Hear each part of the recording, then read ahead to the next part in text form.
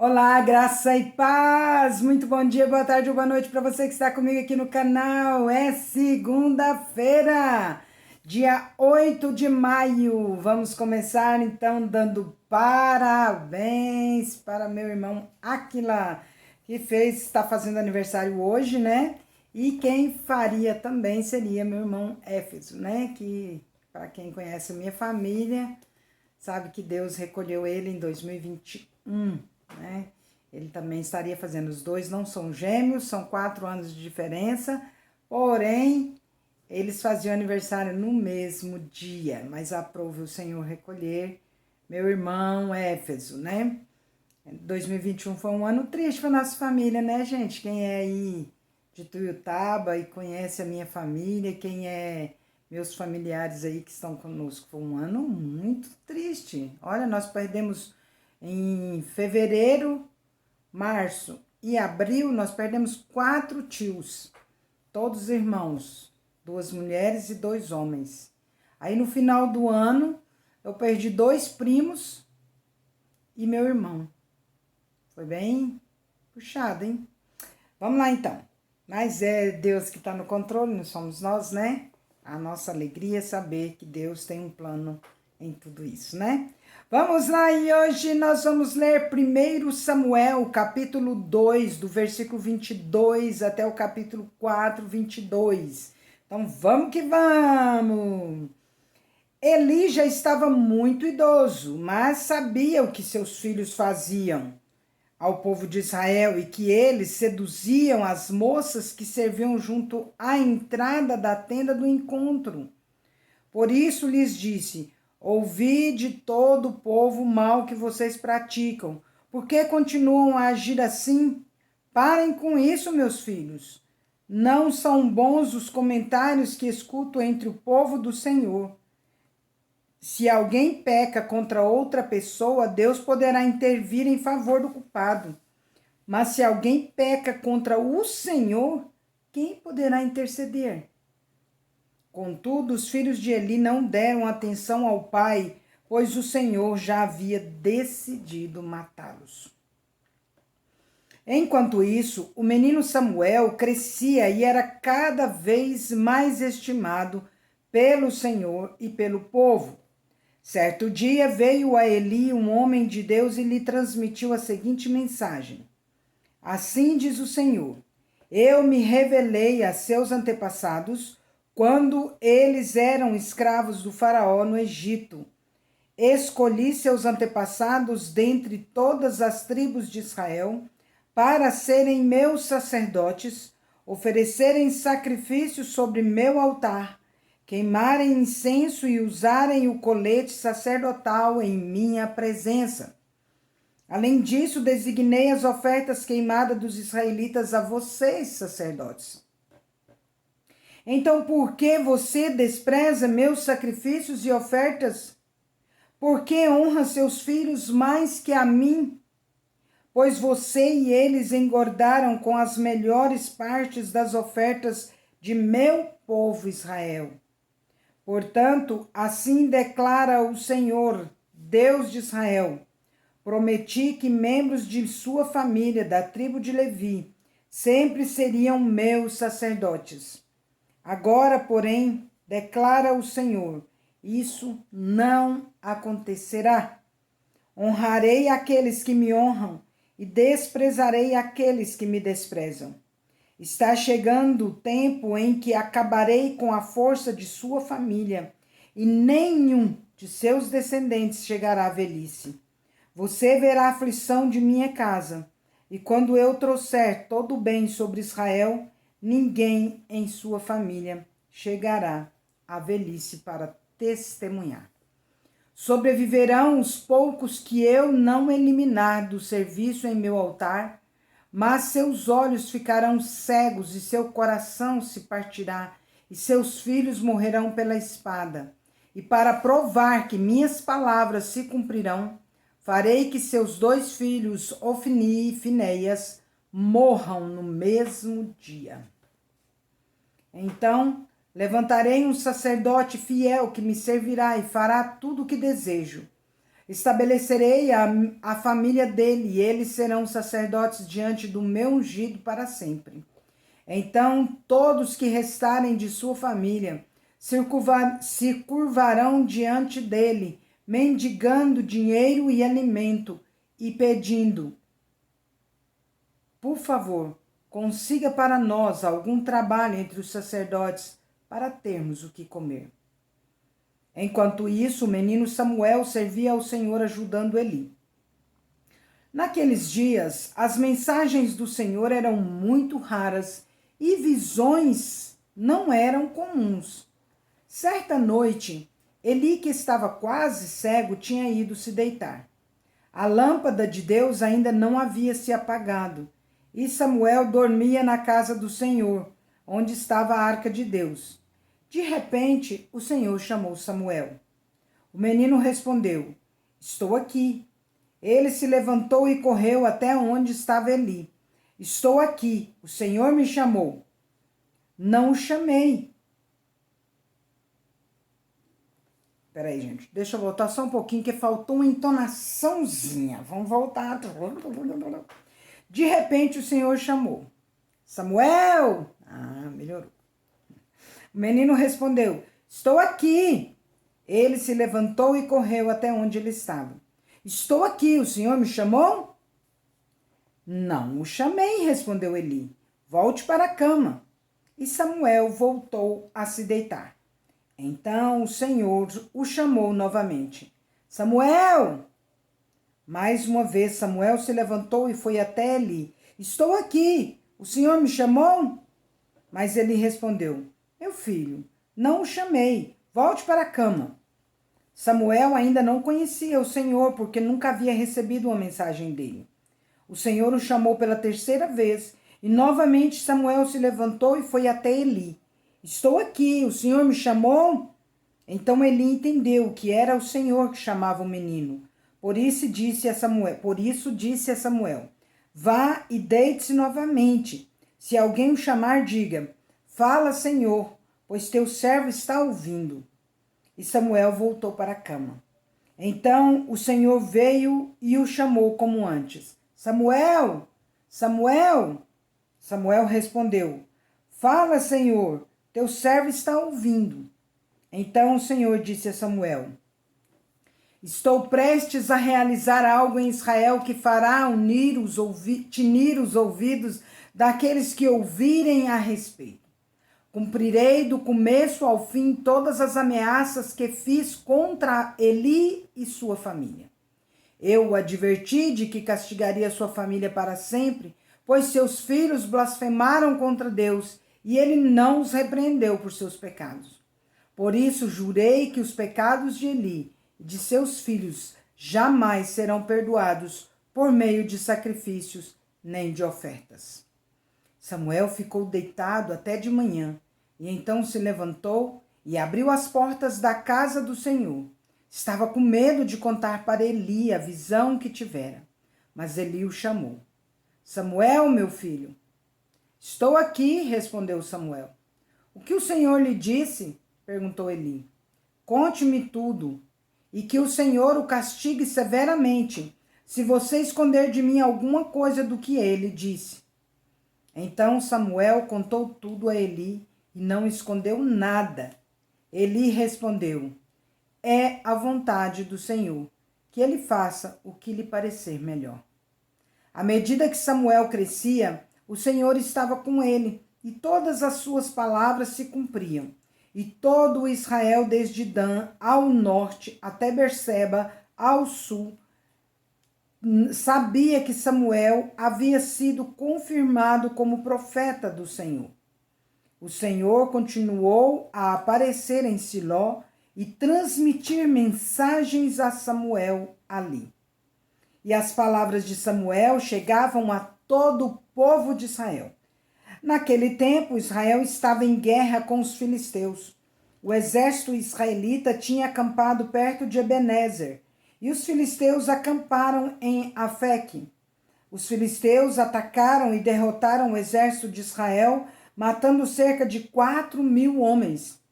Terminada a batalha, os soldados voltaram para o acampamento E as autoridades de Israel se perguntaram: por que o Senhor causou nossa derrota diante dos filisteus? Vamos trazer a arca da aliança do Senhor desde Siló para que esteja conosco e nos livre do poder do inimigo. Então enviaram homens a Siló para trazer a arca da aliança do Senhor dos exércitos, que está entronizado entre os querubins. Ofni e Finéias, os dois filhos de Eli, acompanharam a arca da aliança de Deus.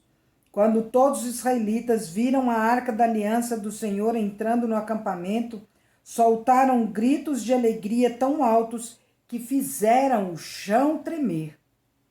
O que está acontecendo? Perguntaram os filisteus. Que significam esses gritos no acampamento dos hebreus? Quando souberam que era porque a arca do Senhor havia chegado, entraram em pânico. Os deuses vieram ao acampamento deles, disseram. Estamos perdidos. Nunca enfrentamos uma coisa assim antes. Estamos perdidos. Quem nos salvará desses deuses poderosos? São os mesmos deuses que destruíram os egípcios com pragas quando Israel estava no deserto. Tenham coragem, filisteus, sejam homens. Do contrário, acabaremos como escravos dos hebreus, assim como eles se tornaram nossos escravos. Sejam homens e lutem. Então os filisteus saíram para a batalha e Israel foi derrotado. A matança foi grande. 30.000 soldados israelitas morreram naquele dia. Os sobreviventes deram meia volta e fugiram para suas tendas. A arca de Deus foi tomada, e Ofni e Finéias, os dois filhos de Eli, foram mortos. Um homem da tribo de Benjamim correu do campo de batalha e chegou a Siló ainda naquele dia. Tinha rasgado suas roupas e colocado pó sobre a cabeça. Eli estava sentado numa cadeira ao lado da estrada, esperando para ouvir as notícias da batalha, pois seu coração tremia pela segurança da arca de Deus. Quando o mensageiro chegou e contou o que havia acontecido, gritos ressoaram por toda a cidade. Eli ouviu os gritos e perguntou: o que é este barulho todo? O mensageiro correu até Eli e contou-lhe a notícia. Eli estava com 98 anos e já não conseguia enxergar. Acabo de chegar do campo de batalha, disse o mensageiro. Fugi de lá hoje mesmo. Ele perguntou: o que aconteceu, meu filho? O mensageiro respondeu: Israel foi derrotado pelos filisteus e o povo foi massacrado. Seus dois filhos, Ofni e Finéias, também morreram. E a arca de Deus foi tomada. Quando ele mencionou o que havia acontecido com a arca de Deus, veja bem, né? Os filhos dele já sabiam o que ia acontecer. Então ele nem se assustou. Mas quando ele soube o que aconteceu com a arca de Deus, ele caiu da cadeira para trás, ao lado do portão, quebrou o pescoço e morreu, pois era velho e pesado. Havia sido juiz em Israel durante 40 anos. Gente, deixa eu fazer nada muito a ver com isso aqui, mas um pouco a ver. Alguns anos atrás, eu não sei se vocês experimentaram essa fase, né? Alguns anos atrás havia uma onda, né? Porque algumas coisas em algumas igrejas evangélicas, elas passam como ondas, né? Então houve uma onda do tombo. Você caía para trás e alguém te segurava lá atrás. Eu não sei, o povo batia a mão na cabeça, tal. Teve a onda do encontro, né? E eu acabei indo nesse encontro também, e o povo pelejou para me derrubar para trás, e caía, eu não caía. Tentaram expulsar demônio de mim, não expulsava, eu prostrei no chão, e eu orava muito a Deus nessa ocasião, porque eu não caía para trás. Por que eu não caía para trás? Porque quando começou essa onda, eu morava em Londrina, no Paraná. E aquilo ficou, e eu não concordava com aquilo. Por que a pessoa cai para trás, precisa de homens para segurar, se é uma obra do Espírito Santo? Se é uma obra do Espírito Santo, precisa de ninguém segurar. Então, na minha cabeça ficou isso. Então, eu fui pesquisar na palavra de Deus quando aconteceu algum evento parecido, para que estivesse acontecendo, porque para mim as coisas que acontecem tem que estar tudo baseado na palavra de Deus. Eu vou na palavra de Deus mesmo. Se não tiver, não vem que não tem. Não concordo. Se bem que o Espírito Santo ele faz o que quer, move, né? Ele é livre. Mas eu, como boa cristã, boa crente, boa leitora da palavra de Deus, falei, não, vou pesquisar, gente. E fui na Bíblia. E dá-lhe Bíblia, e dá-lhe Bíblia, e dá-lhe Bíblia. Eu fui procurar onde que tinha alguém que caísse para trás. Só achei esse evento aqui. Só tem esse evento de cair para trás, que foi Eli que caiu de susto e quebrou o pescoço e morreu. Então, aí que eu não concordava mesmo. Aí que podia bater em mim, dar pancada e empurrar, que eu não ia de jeito nenhum. O Espírito Santo de Deus me movia para frente, para eu prostrar diante do Senhor, que era como eu via os demais que caíam, né? Caiu por terra, caiu com o rosto em terra, caiu, né? Sempre assim. Esses eram realmente cheios do Espírito Santo. Então, não caí para trás. Para trás só Eli. Então, eu achei muito interessante reler isso aqui, porque me veio essa memória desse tempo. Mas vamos continuando, né? A nora de Eli, esposa de Finéias, estava grávida e perto de dar à luz. Quando soube que a arca de Deus havia sido tomada e que o sogro e o marido estavam mortos, teve contrações violentas e deu à luz. Ela morreu no parto. Mas antes de falecer, as parteiras tentaram animá-la. Não tenha medo, disseram. Você teve um menino. Mas ela não respondeu, nem se importou. Deu ao menino o nome de Cabode e disse: foi-se embora a glória de Israel, pois a arca de Deus havia sido tomada e seu sogro e seu marido estavam mortos. Disse ainda: foi-se embora a glória de Israel, pois a arca de Deus foi tomada. Já pensou quantas tragédias num dia só? Os dois irmãos morrem, o pai dos dois morrem, a nora morre, a arca da aliança é tomada. E para todos eles ali, o principal evento e mais triste foi a arca da aliança ter sido tomada, né? Vamos lá então, João capítulo 5, de 24 a 47. Eu lhes digo a verdade, quem ouve minha mensagem e crê naquele que me enviou tem a vida eterna. Jamais será condenado, mas já passou da morte para a vida. E eu lhes asseguro que está chegando a hora, e de fato já chegou, em que os mortos ouvirão minha voz, a voz do Filho de Deus, e aqueles que a ouvirem viverão. O Pai tem a vida em si mesmo e concedeu a seu Filho igual poder de dar vida e lhe deu autoridade para julgar a todos, porque ele é o Filho do homem. Não fiquem então surpresos. Na verdade, vem o tempo em que todos os mortos ouvirão em seus túmulos a voz do Filho de Deus e ressuscitarão. Aqueles que fizeram o bem ressuscitarão para terem vida eterna, e aqueles que continuaram a fazer o mal ressuscitarão para serem julgados. Não posso fazer coisa alguma por minha própria conta. Julgo conforme aquilo que Deus me diz. Logo, meu julgamento é justo, pois não faço minha própria vontade, mas a vontade do Pai que me enviou. Se eu testemunhasse a respeito de mim mesmo, meu testemunho não seria válido, mas há outro que também testemunha sobre mim, e eu lhes asseguro que tudo o que ele diz a meu respeito é verdadeiro. Vocês enviaram investigadores para ouvir João, e o testemunho dele sobre mim é verdadeiro. Claro que não tenho necessidade alguma de testemunhas humanas, mas digo estas coisas para que vocês sejam salvos. João era como uma lâmpada que queimava e brilhava, e por algum tempo vocês se empolgaram com a mensagem dele. Mas eu tenho um testemunho maior que o de João, as obras que realizo. O Pai me deu essas obras para concluir e elas provam que ele me enviou. E o Pai que me enviou testemunhou, ele próprio a meu respeito.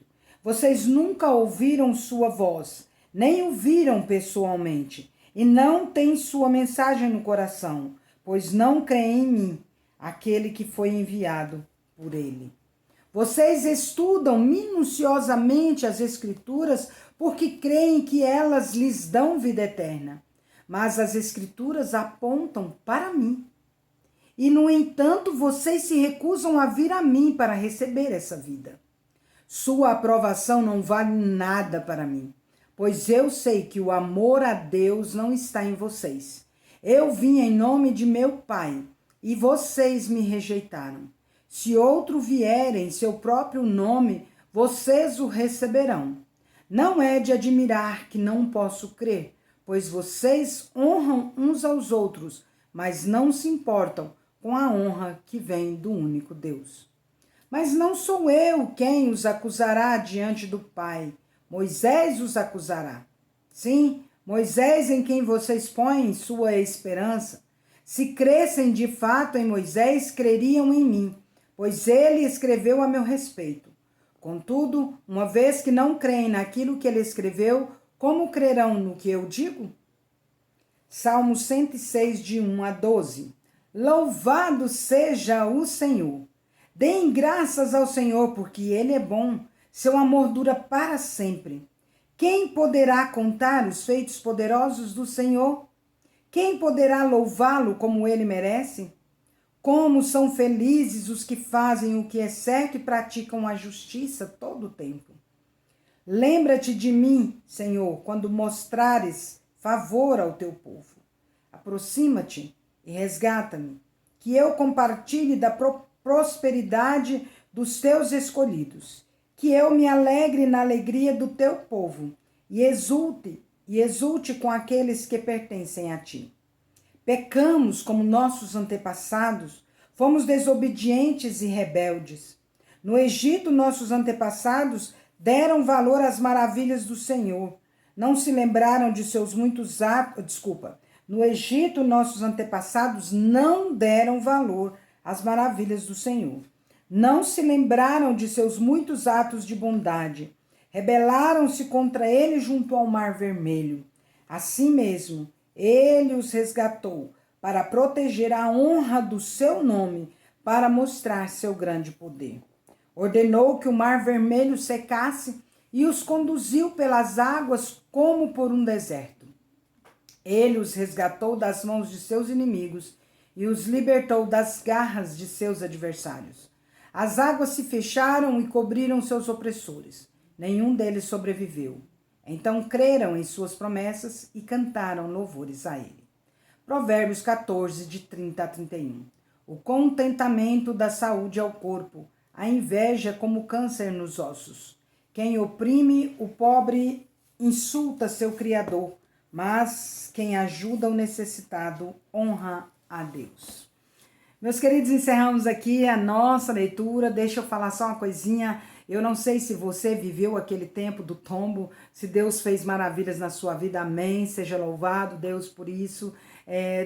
Nosso Deus, como eu disse lá também, ele não está limitado no que eu penso, no que você pensa, mas ele age como quer, o Espírito Santo, ele atua da maneira como ele quer. A palavra de Deus também diz isso. Então, quem sou eu aqui para dizer que não aconteceu na vida de vocês? Eu só sou uma questionadora, né? E procuro na palavra de Deus orientação para a minha jornada com ele. Então, se realmente eu percebo, não sinto a presença de Deus, eu procuro mesmo clamar ao Senhor. Talvez naquele evento, naquela circunstância, né? Deus não estivesse agindo ali comigo, na minha vida, mas na vida de outros agiu, e louvado seja Deus por isso. É isso que importa, é o que o Espírito Santo de Deus faz nas nossas vidas. Portanto, não me levem a mal, né, minha maneira de pensar e de agir, mas isso não é regra, né? Regra e prática é a nossa palavra de Deus, que é a nossa regra de fé e prática. Então, que Deus possa estar abençoando você e que, né, Deus continue agindo, e do jeito que Ele quiser. Ele não está preso numa caixinha de fósforo para fazer aquilo que eu determino apenas. Deus está livre, o Espírito Santo, como diz a palavra de Deus, age como quer, é igual o vento que sopra e ninguém ouve a sua voz. E ele faz o que tem que fazer. Amém? Que Deus abençoe vocês. Finalmente, irmãos, tudo que é verdadeiro, tudo que é respeitável, tudo que é justo, tudo que é puro, tudo que é amável, tudo que é de boa fama, se alguma virtude há e se algum louvor existe, seja isso que ocupe o nosso pensamento, em nome de Jesus. Deus é justo e bom. Vamos? Parabéns, Áquila!